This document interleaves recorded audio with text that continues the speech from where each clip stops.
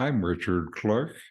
In this video, I offer comments on Ramana Maharshi's 40 Verses on Reality, drawn from years of practice.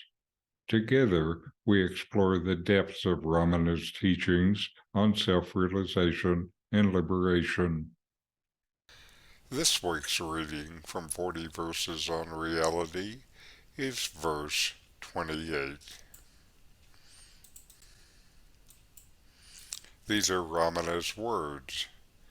Just as a man would dive in order to get something that had fallen into the water, so one should dive into oneself with a keen, one-pointed mind, controlling speech and breath, and find the place whence the I originates.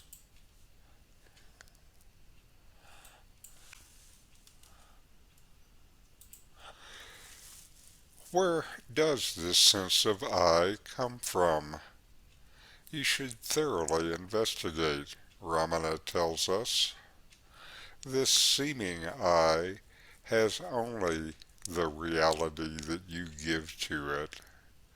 It seems real because it borrows its reality from you, the self. The ego, the source of suffering, exists only because you put it there.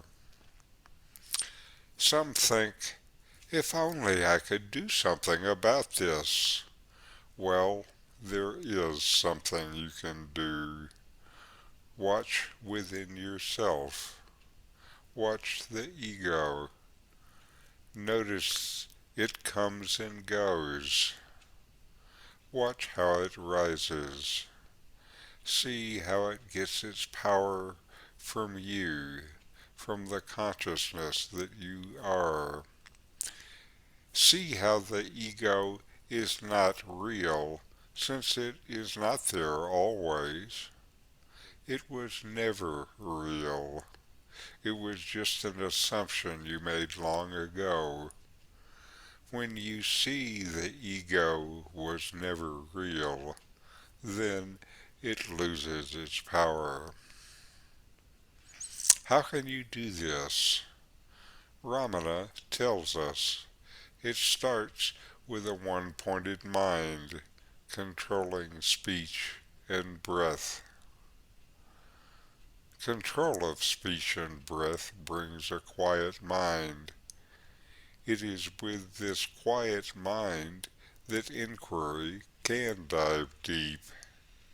It is when you dive deep into yourself that you can see what you are and what you are not, and reveal your real identity as the open, knowing consciousness in which everything arises, and that is illuminated by its own light. This is your identity, your only reality. This is the self. You are the screen, not the movie playing on it. As your investigation gets deeper, you'll notice something. Some experience it as a kind of lightness of being, where everything just seems to flow more easily. This is a sign you're going the right way. Notice this within yourself and acknowledge it. This gives you more energy for the search. But don't let the mind fool you. If it is something that begins or has a cause, then it's not the real you. Who you are does not have a beginning. You just are. Who you are, the self, does not have a cause. It just is. Your identity is not a transformation Rather, it is a matter of knowing who you have always been. How do you know this? Look at your sense of I. Where does it start? Not in your body, but in your being, your consciousness.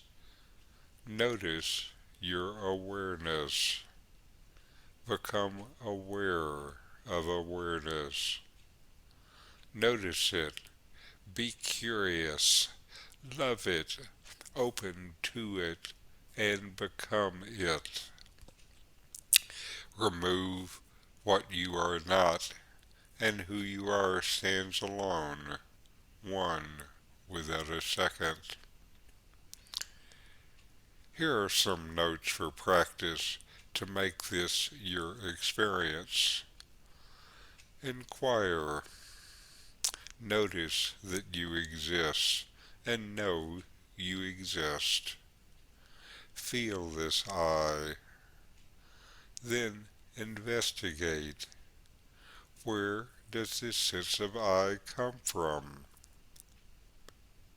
Is it from the body? How can this be? The body doesn't say I. The only I ever find is one that I superimpose upon this body. Does it rise with the senses?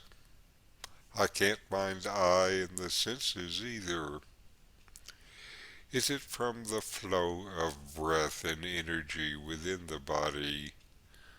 Breath doesn't say I.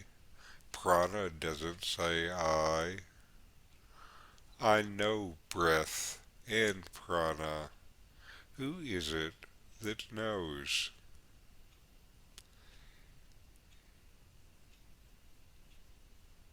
Is it with thought that the I comes into being?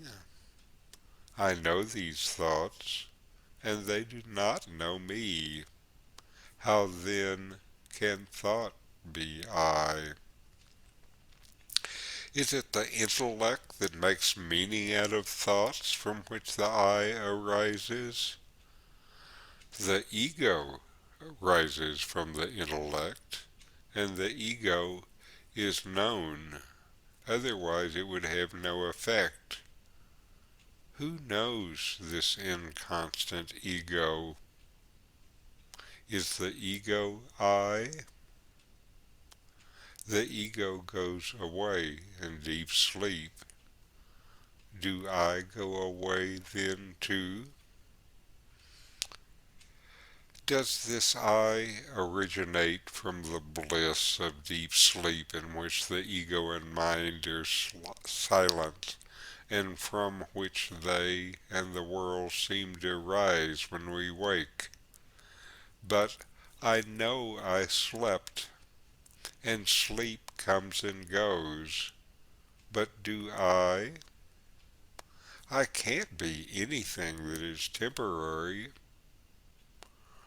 So, who am I, if not the body, senses, prana, thought, intellect, or the bliss of sleep? Who knows all these? Thanks for watching. If you enjoyed this Ramana Maharshi video, subscribe, like, and send me a comment.